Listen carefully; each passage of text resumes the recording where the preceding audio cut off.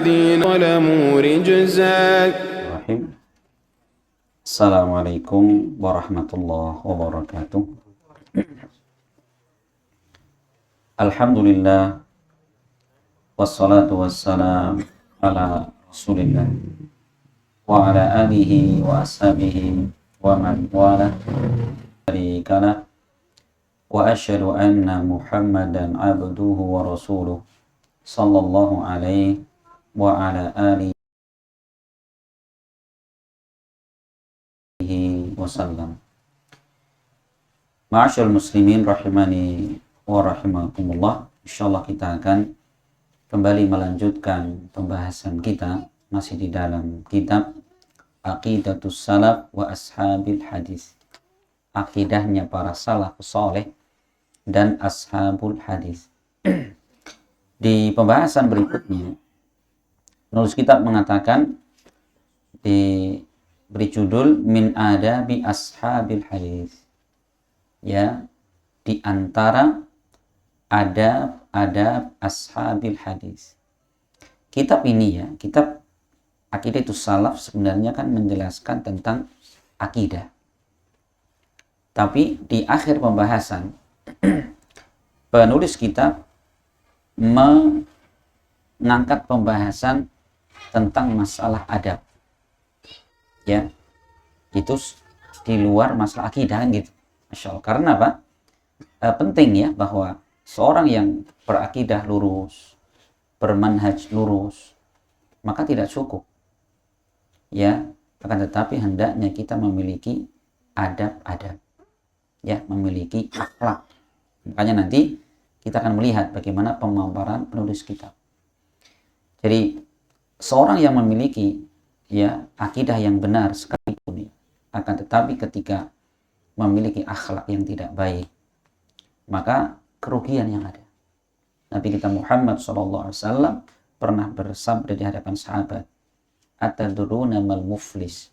Tahukah kalian siapa orang bangkrut? Kata sahabat, "Al-muflisu fina man la dirhama wa la mata." Orang yang bangkrut di sisi kami adalah orang yang tidak punya harta dan tidak punya barang dagangan. Itu menurut logika sahabat kan. Rasul mengatakan bukan itu yang saya maksudkan. Bahwa orang yang bangkrut adalah man ya'ti yaumal qiyamati bis shalat waz zakati wasyam. Datang pada hari kiamat dengan membawa pahala salat, puasa dan zakatnya. Tapi apa qatala hada wa daraba hada wa syatama hada wa akhadha mala hada. Namun dia pernah membunuh si ini, pernah mukul si ini, pernah nyaci maki si ini, dan dia pernah ngambil harta orang ini. Akhirnya apa? Diambil. Kebaikan amal soleh dia diambil. Dikuras. Kemudian apa? Diberikan kepada orang yang pernah dia zalimi. Sampai akhirnya habis sama sekali persediaan amal solehnya. Tapi masih dituntut terus sama orang lain. Akhirnya apa? Keburukan-keburukan yang diperbuat orang yang dizalimi diambil. Dipikulkan kepada dia. Rasul mengatakan itulah orang yang bangkrut. Ya, Masya Allah. Maka kemudian di sini penulis kitab mengatakan wa yuharrimu ashabul hadis al-muskira minal ashribati al-muttakhidati minal inabi awiz zabibi awit tamri awil asali awil dhurrati aw ghairi dhalika mimma yuskiru kathiruhu. Yuharrimuna qalilahu wa kathirahu wa yajtanibunahu wa yujibuna bihil hadda. Beliau mengatakan, dan ashabul hadis mereka mengharamkan muskir, sesuatu yang memabukkan. Ya, ashabul hadis mengharamkan apa tadi? Segala yang memabukkan. Minal ashribatil muttakhidati minal inab, itu minuman yang diambil atau dibikin dari anggur atau kismis, ya, atau kurma, atau madu, atau biji-bijian, atau selainnya yang banyaknya bisa memabukkan. Insyaallah ya. Yuharrimuna qalilahu wa katsirahu, mereka mengharamkan banyaknya maupun sedikitnya.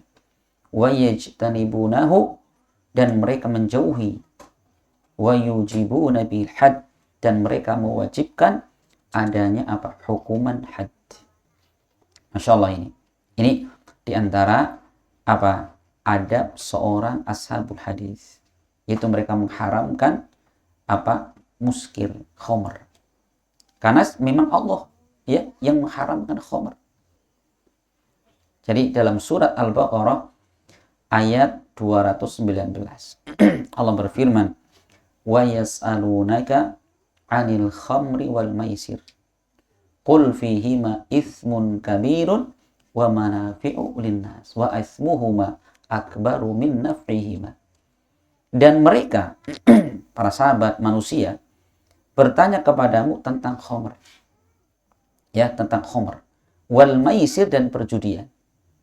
Qul, kata Allah, maka jawablah, fihima itsmun kabir, di dalam perjudian dan khamr dosa yang sangat besar, dosa besar. Wa manafi'u linnas, dan kemanfaatan untuk manusia. Ada manfaatnya, Pak. Ya kan? Apa? Ya, katanya menghangatkan gitu kan. Bikin orang apa? Bahagia sesaat kan gitu ya. Ada manfaatnya. Bahkan Allah mengatakan dengan jamak, wa manafi'u linnas, dan kemanfaatan untuk manusia. Tapi kata Allah, wa itsmuhuma akbaru min naf'ihima, namun dosanya lebih besar daripada kemanfaatan yang ada. Masya Allah. Di sini jelas sekali ya bahwa khamr dan perjudian termasuk dosa besar. Termasuk dosa besar. Allah yang menamakannya itsmun kabir, dosa yang besar. Maka seorang ahlu sunnah wajib mengharamkan khamr. Apa itu khamr? Khamr secara bahasa adalah kullu ma tukhammirul akal. Semua yang menutupi akal. Baik itu adalah minuman, ya, yang alami, atau yang dibikin dengan apa kimia, gitu ya. Jika itu punya sifat memabukkan, maka itu khamr. Sebagaimana Rasul menyampaikan kaidah kullu muskirin khamrun wa kullu muskirin haramun. Setiap yang memabukkan adalah khamr, dan setiap yang memabukkan adalah haram. Itu kaidahnya ya. Jadi tidak terbatas kepada seperti yang dikatakan penulis kitab. Itu bukan batasan. Itu minuman atau khamr yang dibikin dari anggur, dari kismis atau kurma, ya, atau madu atau biji-bijian. Bahkan semua yang memiliki sifat memabukkan maka diharamkan dalam Islam. Insyaallah ya. Iya, bahkan apa? Itu Rasulullah menyebutkan, Pak, dalam hadis Bukhari Muslim, wala yashrabul khamra hina yashrabu wa huwa mu'minun. Tidaklah seorang yang minum khamr ketika dia minumnya dalam keadaan mukmin. Apa maksudnya? Bukan maknanya non muslim ya, murtad, tidak. Maksudnya tidaklah orang yang minum khamr ketika dia minum dalam keadaan mukmin. Enggak. Maksudnya imannya sedang merosot sama sekali. Gitu. Maksudnya gitu. Ya, jadi imannya sedang sangat kritis, koma, udah koma. Itu kalau ada orang sampai kemudian minum khamr. Karena Masya Allah sekalian, disebutkan para ulama di antara bahaya khamr. Seorang ketika minum khamr gitu ya, apalagi sampai mabuk, mereka betul-betul lupa kepada Allah, lupa sama Allah, sama sekali. Orang kalau nggak mabuk, walaupun orang nakal ya, masih adalah ingat kepada Allah. Tapi orang yang mabuk betul-betul lupa dari Allah Subhanahu Wa Taala. Insyaallah ya. Dan Rasul juga menyebutkan bahwa khamr ya, di antara bahaya khamr ini adalah pintu segala kejelekan. Dalam hadis diriwayatkan Ibnu Majah, disahihkan Syekh Albani, Abu Darda beliau pernah mengatakan, ausini khalili, kekasihku Rasulullah pernah berwasiat kepadaku, la tashrabul khamra fa innaha miftahu kulli syarrin. Janganlah kamu minum khamr, karena sesungguhnya khamr adalah kunci segala keburukan. Ya kan? Berawal dari khamr, dia kemudian bisa membunuh orang lain. Berawal dari khamr dan mabuk, dia bisa merenggut kehormatan wanita muslimah, memperkosa orang. Berawal dari khamr, dia bahkan bisa apa? Kemudian ngabisi anaknya sendiri kan gitu. Orang tuanya sendiri. Namanya orang nggak punya Akal kan? Masya Allah. Makanya dikisahkan dulu Masya Allah sekalian bahwa ada seorang anak gitu ya. Ada seorang anak, ini luar biasa. Dosa itu akan membawa ke dosa lebih besar lagi. Dikisahkan ada seorang pemuda. Dia di waktu malam dia mabuk. Minum keras ya. Kemudian dia pulang. Mendapati ibunya sedang tidur, kemudian naudzubillah diperkosa ibunya itu. Ibunya ya gimana mau suruh dipaksa gitu ya, namanya anak lebih kuat gitu. Begitu pagi hari dia sadar anaknya itu, tapi agak ingat agak lupa gitu. Dia tanya sama ibunya, "Bu, bener nggak tadi malam saya melakukan ini sama ibu?" Ibunya nutupi terus gitu, karena tahu anaknya mabuk. Tapi ketika terus anaknya nanya, saking betul-betul dia menyesal, akhirnya ibu mengatakan iya. Saking menyesalnya anak ini, alhamdulillah, akhirnya apa? Dia salah, dia bunuh diri dengan membakar dirinya. Insya Allah ya, ini berawal dia dapat dari khamar. Makanya jauhkan ya diri kita dan keluarga kita semua dari bahaya khamar. Ya, khamar ini dilaknat Bapak sekalian. Bukan hanya peminumnya. Namun Rasul menyebutkan 10 hal yang dilaknat dari khamar. Ya, sebagaimana dalam hadis Anas bin Malik diriwayatkan Imam Tirmidzi. Jadi Rasul Anas pernah mengatakan la'ana Rasulullah SAW fil khamri asyaratun. Rasulullah melaknat di dalam khamr 10 hal. Siapa yang pertama? Asiruha. Orang yang bikin peras, yang meras buahnya itu. Ya, apakah itu mungkin anggur ya, atau apel atau semacamnya. Dia yang memang dia meras, dibikin khamr, dia terlaknat. Wa mu'tasiraha, orang yang meminta untuk diperahkan. Berarti apa dia? Dia penampung, dia supplier, berarti dia sebagai apa? Nah, pabriknya. Minta, tolong Pak, dikirim ke saya gitu. Kemudian yang ketiga, wasyaribaha. Para peminumnya, jelas. Kemudian wahamilaha, orang yang mengantarkannya, kurirnya. Jadi kurir kalau dia tahu itu minuman keras, tetap dia bawa, haram hukumnya. Dia terlaknat saat itu. Berapa ini? Yang merasnya, yang minta, yang meminumnya, yang membawakan, wal mahmulata ilaih. Yang kelima, orang yang dibawakan kepadanya. Siapa ini? COD. Orang yang itu ya, Masya Allah. Kemudian wasaqiyah, orang yang menuangkan. Jangan bilang saya nggak minum, cuma nuang saja. Masya Allah. Yang ketujuh, waba'i'aha, orang yang menjualnya. Ini sebagian orang beranggapan, kan saya cuma jual, yang minum dia. Semua yang minum dengan yang jual sama. Kemudian wa'akila samaniha, orang yang memakan uang hasil jualan itu, terlaknat juga. Kalau tahu ya, kalau tahu itu hasil itu dimakan, haram hukum. Kemudian yang ke-8, yang ke-9, al-mushtari laha, orang yang membelinya. Dan yang terakhir, wal mushtarahu lahu, orang yang dibelikan untuknya. Semua mendapatkan laknat. Ini saking dahsyatnya ya, saking dahsyatnya dari minuman keras tadi atau seperti khamar. Maka para peminum khamar ya di hari kiamat kelak bagaimana? Mereka tidak boleh minum khamar di surga. Rasul mengatakan man yashrabul khamra fid dunya lam yashrabu fil akhirah. Siapa yang menegak khamar di dunia, dia tidak akan minum kelak di hari kiamat. Kecuali ya orang-orang sudah bertobat, tobat nasuha. Maka tentunya Allah Maha tahu.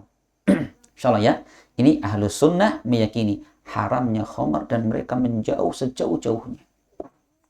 Ya, makanya kalau ahlus sunnah nggak boleh jualan khamar gitu. Nggak boleh jualan khamar gitu.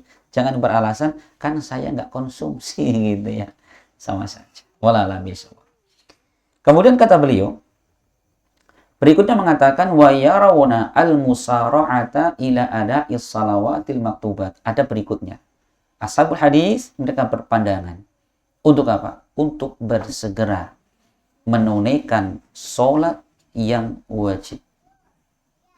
Nih, adab halus sunnah ashabul hadis ketika mendengarkan azan segera datang. Wa iqamataha fi awailil awqati, dan menegakkan sholat di awal-awal waktunya. Afdala min ta'khiriha ila akhiril awqati, yang paling afdol, yang lebih afdol daripada mengakhirkan sampai akhir waktunya. Ihrazanil ujuri alhamilati biha wal masubat, dalam rangka untuk meraih pahala ya dan ganjaran darinya. Insyaallah. Jadi ashabul hadis, apa sifat mereka? Ya, sifat mereka adalah bersegera di dalam menunaikan sholat 5 waktu. Nabi kita Muhammad SAW pernah beliau ditanya oleh Abdullah ibn Mas'ud. Bagaimana dalam hadis diriwayatkan Imam Bukhari, Imam Muslim. Ibnu Mas'ud mengatakan, "Ya Rasulullah, ayyul amali ahabbu ilallah?" Ya Rasul, amalan apa yang paling Allah cintai? Apa jawabannya? 1, as-salatu ala waktiha. Salat tepat pada waktunya. 1. Tsumma ayyun, kemudian apa ya Rasul? Rasul mengatakan, birrul walidain. Berbakti kepada kedua orang tua. Tsumma ayyun, kemudian apa? Al-jihad fi sabilillah. Berjihad di jalan Allah, berperang di jalan Allah. Coba. Ya, berperang di jalan Allah kalah keutamaannya dengan orang yang menjalankan sholat di awal waktu. Insyaallah ya, luar biasa ini. Ahlus sunnah ini, apa sifat mereka? Bersegera di dalam menunaikan ibadah sholat. Karena masalah Bapak sekalian, ya ibadah sholat ini adalah ibadah yang membedakan antara mukmin yang hakiki dengan mukmin yang kawi, kan gitu. Mukmin modelnya munafik kan gitu. Insyaallah, makanya apa? Makanya Umar bin Khattab radhiyallahu anhu, beliau ketika menjadi khalifah, beliau pernah bikin surat edaran, Pak. SE apa? Khalifah. Kan gitu ya. Kalau sekarang SE-nya kan bupati paling apa? Untuk darurat pajak kan gitu ya. Kalau di masa Umar tidak. Beliau nulis surat isinya apa? Inna ahamma umurikum indi as-salah. Faman hafidhaha faqad hafidha dinahu. Wa man dhayya'aha fabi ghairiha adiyah. La hadda fil islami liman taraka salah. Umar mengatakan, sesungguhnya perkara terpenting kalian di sisi kami adalah sholat. Maka barang siapa yang menjaga sholatnya, maka hakikatnya dia menjaga agamanya. Ya, dan barang siapa yang menelantarkan sholatnya, maka pasti kata Umar, dalam perkara yang lainnya dia lebih menelantarkan. Dan ketahuilah, tidak ada bagian dalam Islam bagi orang yang apa? Mereka meninggalkan sholat. Ini ucapan Umar bin Khattab. Masya Allah. Apa yang pertama? Perkara terpenting urusan kalian pada kami, kata Umar, adalah sholat. Siapa yang menjaga sholatnya berarti menjaga agamanya. Berarti menjaga agamanya. Siapa yang menelantarkan sholat, pasti kata Umar, dalam urusan yang lainnya pasti lebih menelantarkan. Iya enggak? Ya betul. Maka ini sebenarnya sebagai isyarat, Pak. Kalau kita misalkan mau mencari karyawan, atau kita mau mencari menantu, ya, atau kita mau mencari apa, istri misalkan, ya, maka cari yang mereka menjaga sholat. Makanya dulu pernah dikisahkan ada seorang ulama hadis gitu ya, ketika punya anak gadis, kemudian ada seorang pemuda datang melamar putrinya. Maka si syekh ini mengatakan, "Nak, lamaranmu belum saya terima, tapi juga saya nggak nolak," gitu. Gimana itu, Pak? Jadi nggak diterima, nggak ditolak, kecuali kalau engkau menunaikan syaratnya. Wih, seneng ya. Mungkin bayangannya mungkin kunci NMAX gitu ya. Atau apa sih pikiran anak gitu. Siaplah gitu. Ternyata di luar dugaan. Syaratnya 1, pastikan engkau 40 hari, 40 malam sholat tidak pernah telat berjamaah. 40 hari. Siap? Bismillah. Insya Allah saya tunaikan. Nah, dilihat subuhan, wih, kelihatan. Conteng. 1. Duhur kelihatan. Asar, maghrib bisa. Ada terus. Hari itu, Masya Allah. HR gitu ya. Lulus. Hari kedua sampai 40 hari. Masya Allah, lulus anak itu. Kemudian apa? Hari ke-40 dipanggil, "Nak, sini. Saya terima lamaranmu. Kapan kawin?" Apa yang terjadi? Begitu sudah menikah, subhanallah, syekh ini mendapati luar biasa. Ya, anak yang menantu yang tadinya belum dikenal gitu ya, tapi begitu ngerti sholatnya baik, subhanallah, dia menjadi anak yang sangat baik kepada orang tuanya, menjadi suami yang sangat perhatian dengan istrinya. Masya Allah. Apa menjadi patokan? Sholat. Ya, yang menjadi patokan adalah sholat. Masya Allah. Nih, makanya luar biasa ini ya. Ini sebagai apa ini? Sebagai motivasi untuk kita. Kita jangan sekedar sholat gitu. Kenapa? Sholat ini adalah dijadikan Allah sebagai rukun Islam. Apa itu rukun? Secara bahasa kata ulama, rukun adalah janibu syai'at aqwa. Sisi dari sesuatu yang paling kuatnya. Ibarat pohon berarti batangnya, Pak. Apa yang terjadi kalau pohon ini kita tebang? Ya, ambruk. Ibarat rumah, maka rukunnya adalah tiang-tiangnya. Masya Allah. Ternyata Islam punya rukun. Apa di antaranya? Sholat. Bahkan dijadikan oleh Allah rukun terpenting setelah syahadat. Gitu ya. Jadi yang menjadi rukun Islam adalah bukan mengerjakan sholat, tapi menegakkan sholat. Ingat nih, Rasul ketika menjelaskan rukun Islam ada 5. Buniyal Islamu ala khamsin. Syahadati an la ilaha illallah wa anna Muhammadar Rasulullah wa iqamis sholah. Islam dibangun di atas 5 pilar. Yang pertama syahadat la ilaha illallah Muhammadar Rasulullah. Yang kedua iqamis sholah, menegakkan sholat. Apa bedanya? Kalau menjalankan sholat, katakanlah seumur hidup sekali udah sholat. Ibaratnya ya, dulu pas pertama kali hari nikahan, biasanya jam 10, jam 9 ya akad nikah. Habis itu zuhuran. Lah, ya nggak enak sama mertua, ikut ke masjid. Habis itu blas nggak pernah ke masjid. Dia sudah melakukan sholat, ya kan? Tapi yang menjadi rukun Islam adalah apa? Iqamis sholah, menegakkan sholat. Yang kata para ulama ketika menjelaskan makna menegakkan sholat, al-mudawamatu alaiha alal wajhil matlub. Yaitu terus menerus di dalam mengerjakan sholat dengan tata cara yang dituntunkan syariat. Itu namanya menegakkan sholat. Maka setiap saat, setiap hari, sampai kita mati. Gitu kan? Sebagaimana ketika Nabi Isa alaihissalam, ya beliau diwasiati Allah untuk sholat dalam surat Maryam ayat 30 dan 31. Ya, ketika itu Nabi Isa masih bayi hitam. Bayi merah itu baru lahir. Allah jadikan dia berbicara. Apa ucapannya? Qala inni abdullahi ataniyal kitab wa ja'alani nabiyya wa ja'alani mubarakan aynama kuntu wa awsani bis salati waz zakati ma dumtu hayya. Aku adalah hamba Allah. Allah berikan kepadaku kitab, Allah menjadikanku seorang nabi, dan Allah menjadikanku berberkah dimanapun aku berada. Dan Allah berwasiat kepadaku apa? Untuk menegakkan sholat dan menunaikan zakat. Kapan? Madum tuhaya, sepanjang saya hidup. Jadi sholat adalah tugas sepanjang hidup. Insya Allah ya. Ini. Insya Allah. Nah, kemudian Mas sekalian tentang ibadah sholat ya. Masya Allah, ini sebenarnya adalah pembahasan yang sangat penting ya. Bahkan orang kalau kita menginginkan mati di atas Islam, istiqomah di atas Islam, maka jagalah sholat kita. Sampai Abdullah ibnu Mas'ud, ya sahabat yang mulia yang pernah mengatakan, man sarrahu ayyalqallaha ghadan musliman falyuhafid ala haula'is salawat haitsu yunada bihinna. Barang siapa yang dia menginginkan besok bahasanya ya, mati di atas Islam, maka jagalah sholat. Dari mana sholat itu dipanggil? Di mana Pak? Dipanggil kita, orang manggil sholat? Di masjid.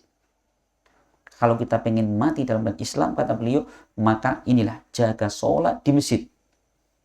Kata beliau, waqad ra'aituna ay sahabah wa ma yatakhallafu anha illal munafiq ma'lumun nifaq. Dan kami melihat, yaitu kami para sahabat, tidaklah orang-orang yang tidak ikut serta berjamaah di masjid, melainkan orang-orang munafik yang sudah terkenal dengan kemunafikannya.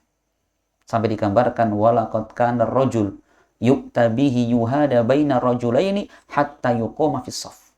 Bahkan ada di antara kami seorang saking tidak bisa jalan dia, akhirnya dia dipapah dengan 2 orang, dibawa ke masjid. Begitu sampai di masjid, dia diberdirikan di shaf. Hadis riwayatkan Imam Muslim. Masya Allah, ini keadaan para sahabat loh. Ya, walaupun kondisi seperti itu, nggak bisa jalan, dipapah dari rumah, bawa ke masjid. Masya Allah. Maka di kehidupan para sahabat Nabi, untuk membedakan muslim dan munafik satu, sholatnya, Pak. Kalau mukmin setiap hari datang kelihatan di masjid, ya. Tapi kalau munafik kelihatan di situ. Makanya masya Allah ya, Rasul pernah menyebutkan dalam hadis diriwayatkan Imam Tirmidzi. Beliau mengatakan man shalla lillahi arba'ina yawman fi jama'atin yutriku takbiratal ula kutiba lahu bara'atun minan nari wa bara'atun minan nifaq. Barang siapa yang sholat karena Allah selama 40 hari, 40 malam fi jama'atin secara berjamaah, dan dia mendapati takbir pertama, takbiratul ihram imam, maka apa? Dia telah dituliskan 2 macam berlepas diri. Apa itu? Bara'atun minan nar. Dia telah berlepas diri dari neraka. Dan yang kedua, wa bara'atun minan nifaq. Dia telah berlepas diri dari sifat kemunafikan. Maka ashabul hadits ahlus sunnah ini sifatnya. Ya, ini sifatnya. Itu apa? Menjaga sholat 5 waktu. Bahkan menjaga di awal waktunya, menjaga di masjid. Coba Bapak sekalian, di zaman Nabi SAW pernah ada orang yang buta, Pak. Rumahnya jauh dari masjid. Ya, tidak ada yang nuntun. Kali datang kepada Rasul, saya buta. Laisa liqa'idun yaquduni ilal masjid. Aku orang buta dan tidak ada orang yang nuntun saya ke masjid Rasul. Apakah aku dapat keringanan sholat di rumah? Awalnya Rasul, iya, silahkan. Orangnya pergi. Begitu pergi dipanggil, fulan ta'al, sini. Hal sami'tumun nida? Apakah kamu mendengarkan azan? Iya. Apa kata Rasul? Diralat jawaban dari idzan fa'ajibhu. Kalau kamu dengar azan maka datangilah. Buta loh, Pak, buta. Masyaallah ya, orang buta. Yang kita tahu bahwa di zaman itu ya, belum ramai kayak sekarang, di kota Madinah itu masih banyak padang pasir yang tidak ada penghuni di situ kan. Ya masih banyak ada binatang-binatang buas di situ. Rumahnya jauh ya dari masjid, tapi Rasul tidak memberikan rukhsah tetap untuk datang ke masjid. Masya Allah ya, makanya apapun kesibukan kita, hendaknya apa kita jaga sholat ini. Sampai Rasul pernah bersabda dalam hadis diriwayatkan Imam Ahmad, yang hadis ini dhaifkan Syekh Albani ya, tapi kalau Syekh Abdul Razak hafizahullah beliau mengatakan bi isnadin jayyid, sanadnya bagus kata beliau. Apa dalam hadis ini? Dikatakan man hafadha 'alaiha kanat lahu nuran wa burhanan wa najatan yaumal qiyamah. Barang siapa yang menjaga sholat, maka dia akan mendapatkan cahaya, bukti, dan keselamatan pada hari kiamat. Wa man la yuhafid 'alaiha lam yakun lahu nur wala burhan wala najah. Dan siapa yang tidak menjaga sholatnya, maka dia tidak akan mendapatkan cahaya, tidak mendapatkan bukti, dan tidak mendapatkan keberuntungan. Wa kana yaumal qiyamati ma'a Qarun wa Fir'aun wa Haman wa Ubay bin Khalaf.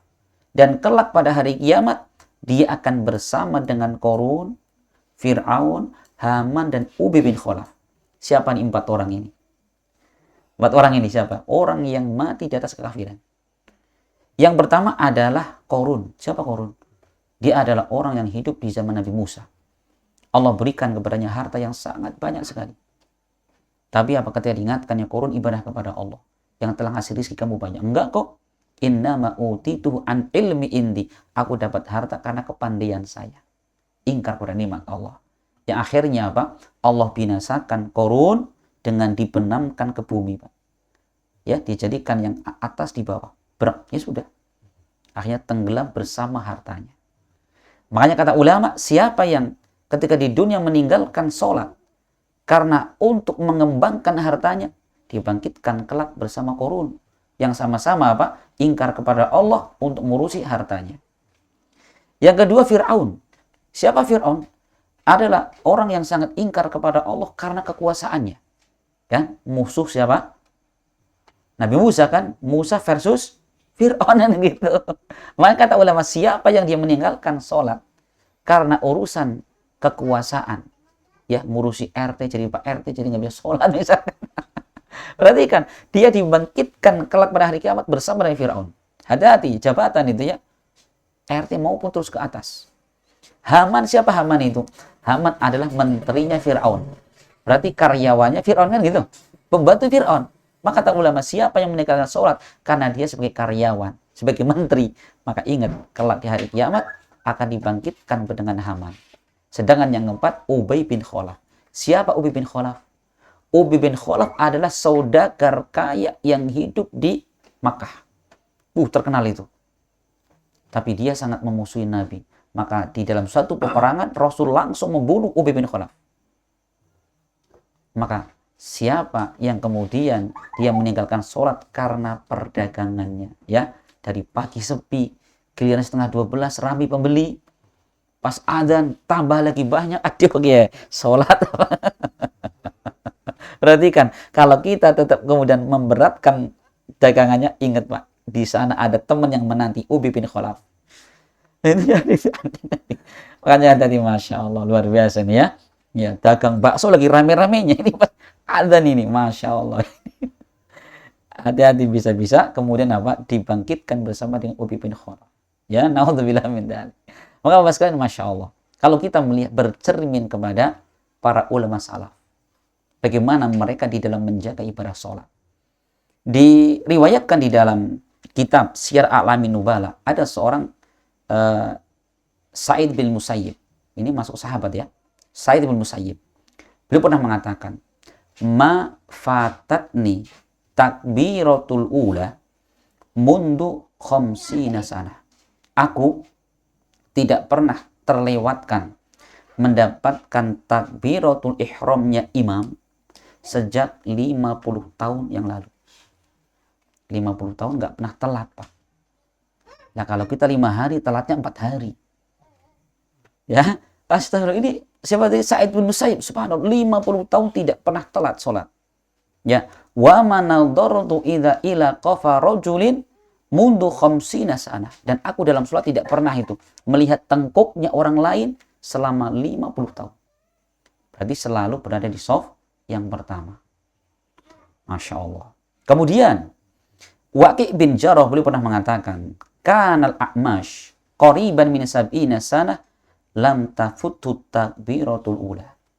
Imam al-A'mash, ahlul hadis, ya, sekitar 70 tahun lamanya beliau tidak pernah terlewatkan dari mendapati imam takbiratul ihram. 70 tahun, bayangkan, tidak pernah telat. Itulah ya sosok siapa? Ashabul hadis. Ini seharusnya kalau kita berakidah dengan akidah salaf, inilah keadaan amalan kita, kesungguhan kita di dalam menjaga ibadah sholat. Masya Allah ya. Makanya ya aib seorang yang mengaku dirinya ahlus sunnah kemudian sholatnya apa? Sering telat-telat. Aib. Itu bukan akhlaknya para salafus saleh, nggak seperti itu. Makanya harusnya apa? Kita lebih berhati-hati, kita lebih semangat di dalam menjaga ibadah sholat. Karena Bapak sekalian, Masya Allah, di hari kiamat, amal yang pertama kali dihisab sholat. Allah pernah mengatakan, awwalu ma yuhasabu bihil abdu yaumal qiyamati as-sholah. Amal yang pertama kali dihisab kelak pada hari kiamat adalah sholat. Idza sholahat sholahas sa'iru amalihi. Jika sholatnya baik, maka semua amalnya dianggap baik. Namun jika sholatnya rusak, semua amal dianggap rusak. Apa yang menentukan? Sholatnya, bukan yang lainnya, bukan sedekahnya, tapi sholatnya itu yang paling pertama kali.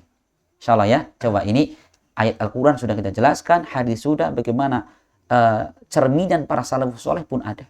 Siapa lagi ya yang kita ikuti kalau bukan mereka? Insya Allah ya. Dan Bapak sekalian, maka menjaga sholat, Masya Allah, ini adalah sumber keselamatan. Dulu Nabi Yunus alaihissalam gitu ya, kita tahu beliau diuji Allah dengan apa? Dimakan ikan kan gitu. Allah menyebutkan dalam surat As-Saffat itu ayat 142. Jadi ketika Nabi Yunus alaihissalam ya, singkat kisahnya, beliau dimakan ikan. Bahkan kata Ibnu Katsir, beliau meriwayatkan setelah dimakan ikan, datang ikan lebih besar lagi makan ikan yang tadi, Bang. Jadi Nabi Yunus berada pada 2 perut ikan. Secara akal manusia nggak masuk akal itu. Bisa hidup loh. Tapi Allah selamatkan kan. Apa yang menyebabkan Nabi Yunus selamat? Allah berfirman di surat As-Saffat tadi, falaula annahu kana minal musabbihin la labitha fi batnihi ila yaumi yub'atsun. Kalaulah Nabi Yunus bukan termasuk dari orang-orang yang musabbihin. Apa musabbihin? Abdullah ibnu Abbas, sahabat Nabi, ketika menafsirkan makna musabbihin, ai al-musallin, orang yang menjaga sholatnya. Andaikan beliau tidak menjaga sholatnya, maka niscaya beliau tetap berada di perut ikan sampai hari kiamat. Artinya meninggal di situ. Allah menyebutkan satu amalan. Itu apa? Karena beliau menjaga ibadah sholatnya. Masya Allah ya. Makanya itu keberuntungan. Keberuntungan. Orang yang menjaga sholat, Bapak sekalian, Masya Allah. Allah janjikan rizki. Dalam Al-Quran Allah mengatakan, wa'mur ahlaka bis sholah wastabir alaika. Wastabir alaiha. La nas'aluka rizqa nahnu narzukuk. Allah mengatakan, wa'mur ahlaka bis sholah. Maka perintahkanlah keluarga kalian dengan sholat. Wastabir alaiha. Dan bersabarlah ketika engkau memerintahkan sholat. Suruh sabar. Karena memang berat. Membiasakan anak sholat itu berat. Kalau kita mau pakai pukulan yang mungkin bisa sekali. Tapi nggak ada bapaknya ya nggak sholat. Kan Masya Allah ya. Ini kan berat kata Allah itu. Maka suruh bersabar. Bersabarlah ketika mendidik anak untuk sholat. Apa kelanjutan ayatnya? La nas'aluka rizqa. Kami tidak minta rizki kepada kalian. Tapi apa? Nahnu narzukuk. Kami akan memberikan rizki kepada kalian. Apa ini? Hubungan ini ya. Antara ibadah sholat dengan rizki. Allah menyebutkan sholat kok disebutkan rizki di situ. Ternyata Masya Allah. Bahwa ibadah sholat ini salah satu sebab orang akan mendapatkan apa? Rizki. Makanya kalau misalkan kita sedang mengalami rizki yang bermasalah, coba perbaiki sholat kita. Ya, mungkin khusyuknya kurang, mungkin terlalu cepat-cepatnya kita, mungkin rukun-rukunnya kurang kita tunaikan. Coba diperbaiki. Atau mungkin di situ kita sholat cuman jasadnya saja, hatinya nggak ke sholat. Coba perbaiki sholat kita, perbaiki hubungan kita dengan Allah, gitu loh. Allah akan memperbaiki keadaan kita, kan gitu. Makanya dikisahkan, Masya Allah ya, ada suatu ketika keluarga miskin itu. Jadi si suami ini berangkat ke masjid, sholat isya kan gitu. Begitu pulang sholat, mendapati anak-anaknya sudah tidur, belum sholat. Maka suaminya nanya sama istrinya, Bu, kenapa kok anak-anak belum dah sholat gitu? Kata si ibunya mengatakan, Pak, kita nggak punya makanan ini. Ini kalau anak-anak kita bangunkan sholat, mereka akan rewel nangis, kelaparan mereka. Apa sang bapak mengatakan? Bu, yang Allah perintahkan kita adalah apa? Agar memerintahkan mereka sholat. Sudah. Dibangunin dengan berat hati kan? Bangunin, nak sholat, wudhu. Masya Allah, anaknya selesai sholat dikisahkan. Tiba-tiba ada orang ngetok pintu ya. Dan bawa makanan. Bawa makanan itu. Jadi makanan dikasih. Kedua orang bingung ini. Jadi yang nerima kaget. Kenapa kok bapak malah diam gitu? Kok bisa bapak kesini? Kata orang miskin tadi, nanya orang kaya yang bawa makanan itu. Saya juga nggak tahu. Tiba-tiba kok saya kepingin ke rumah ini, kata dia. Subhanallah, dia cerita, Pak, saya dari tadi nggak punya makanan. Begitu saya merintahkan anak-anak sholat, ternyata adalah sahabat datang ke rumah saya. Subhanallah, itulah rizki ya. Makanya teman sekalian, coba perbaiki ibadah sholat kita. Baik dari sisi ya ketepatan waktunya, kemudian dari sisi syarat, rukun, dan kekhusyuannya di dalam sholat kita jaga baik-baik. Ya, karena ini adalah sebagai salah satu sebab yang akan bisa mendatangkan rizki dari Allah Subhanahu wa Ta'ala. Itulah Bapak sekalian, Masya Allah. Jadi itulah ashabul hadis, yaitu mereka berpandangan bersegera untuk menunaikan sholat yang wajib dan menunaikannya di awal-awal waktunya. Karena itu lebih afdol daripada kita mengakhirkan sholat di akhir waktunya. Sebagai apa? Ihrazan lil ujuril hamilati biha. Dalam rangka untuk meraih pahala yang ada padanya serta balasan dari Allah Subhanahu wa Ta'ala dengan ibadah sholat yang kita kerjakan. Insyaallah ya. Jadi itulah Bapak sekalian. Ini adalah penjelasan dari penulis kitab bahwa ashabul hadis ini antara adab mereka, selain mereka ya mengharamkan khamr kemudian menjauhinya, maka mereka orang yang betul-betul menjaga ibadah sholat mereka. Semoga bermanfaat dan semoga Allah Subhanahu wa taala memberikan kepada kita kemampuan ya untuk bisa menjauhi sejauh-jauhnya dari minum khamr, dan semoga Allah Subhanahu wa taala memberikan kekuatan kepada kita agar kita bisa menjalankan sholat dengan sebaik-baiknya. Amin ya rabbal alamin. Dan kita akhiri subhanakallahumma bihamdik asyhadu an la ilaha illa anta astaghfiruka wa atubu ilaik. Assalamualaikum warahmatullahi wabarakatuh.